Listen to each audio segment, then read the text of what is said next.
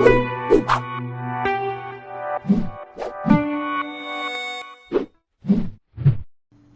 this video, we'll discuss the goals of lighting, the different types of lights and their purposes, and then add some light to our world. The goals of lighting include illumination, modeling, focus, and a tool to create a visual style. Let's talk a bit more about the first three goals. Without illumination, we would not be able to see anything in our game world. With illumination, we're able to see that there are game objects within our scene, but illumination alone often is not enough. With the proper type of lighting, we can use lights for modeling. That is, we can reveal the structural and dimensional qualities of our game objects. We can also use lights to reveal spatial relationships between models and help establish the time of day.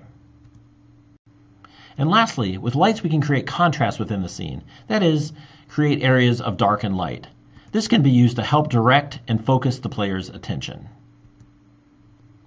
This table summarizes the types of basic lights we have in Unity and their primary purpose. You can see ambient light. The primary purpose is for illumination. There's directional light, which is much like sunlight. It's rays of lights from a very far distance away. Of course, this could be used for illumination and modeling. We can use it to establish, for example, the time of day, depending on the direction of that directional light. And then there's point lights. Point lights are pretty much like a light bulb in the environment. Of course, they can create illumination as well as modeling. They could be used perhaps to establish things that are, close to the light versus things that are farther away from the light. Of course, they would be darker if they're farther away.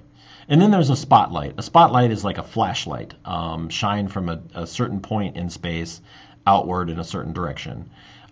This is a great way to both create modeling and focus. Much like in a theatrical performance, we put a spotlight on the main actors performing at that one time.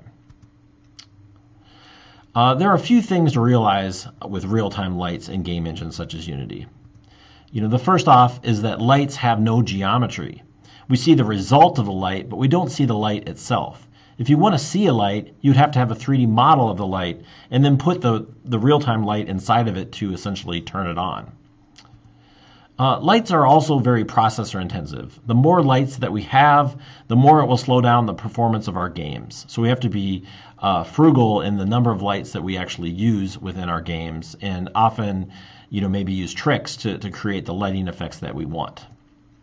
With lights, there are also a lot of special effects that we can do. We can create shadows. We can create other sort of visual effects. These are also processor intensive, so we also need to be judicious in how we use these special effects.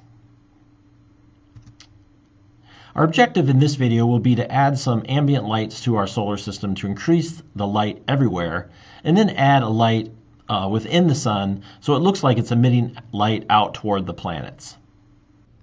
Okay, we're going to adjust the lighting in our scene. As you can see, we've got the sun, and it looks like it's emitting light, but it really is not emitting light.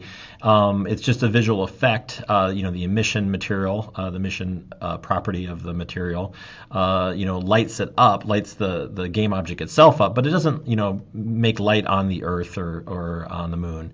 And everything is just really dark. So the first thing that we want to do is just add some ambient light to our world. The same place that we set the skybox under window lighting is where we can play with the ambient light in the world.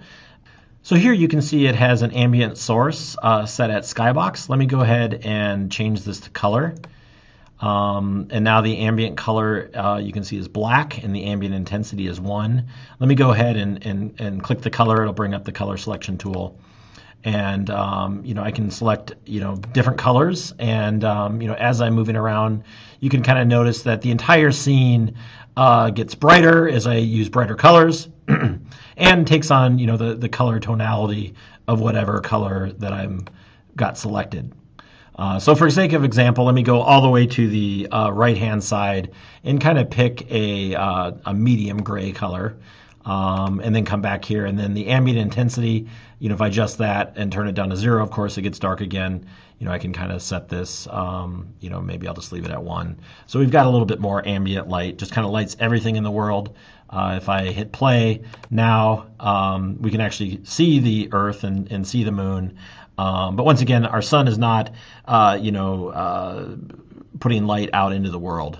So we can't get the light side and the dark side of the moon yet. So let's go ahead and create a light in our world. We can create lights in a number of different ways, but just like we created the spheres in the beginning, we can go up to Game Object, Light, and you can see all the different types of lights that we talked about and a few other more advanced lighting options. We're going to create a point light because really the sun is kind of like a light bulb that's shining out in all directions from a single location. So let's go ahead and create that point light. Lights are just like any other game object in that, they exist in the world and they've got to transform, but they aren't visible themselves. You just see the result of the light. So just like the camera, we get a little gizmo here to reflect that there is a light in the scene. If I go to the top-down view, you can see as I move this light around, bring it closer, to the moon and the Earth, we can kind of see the results of that light. I'm going to go ahead and rename this sunlight. And, really this is going to be inside of the sun, putting, light out into the world. So it probably makes the most sense for it to be a child of the sun. So I'm going to go ahead and drag and drop it right on the sun. You can see its location is 1 meter, off of the origin. Of course, the sun is at 0, 0, 0. So I really want to make this at 0, 0, 0. So it's right inside of the sun. So we've got the sun as a child, or the sunlight as a child. So if we ever move the sun, the light will come with it, of course. I'll go ahead and undo to snap it back to the origin. And we've got it positioned right there in the middle of the sun. The next thing we need to do is maybe play a little bit with some of the lighting properties of the light component. So you can see this game object really is just a regular game object that has a light component. So in essence, we could actually just add a light component right to the sun game object if we wanted to. But for purpose of example, we'll keep it as a separate game object as a child of the sun. So one of the things that we could do is we can adjust the range. So the range right now is 10, which basically means 10 meters.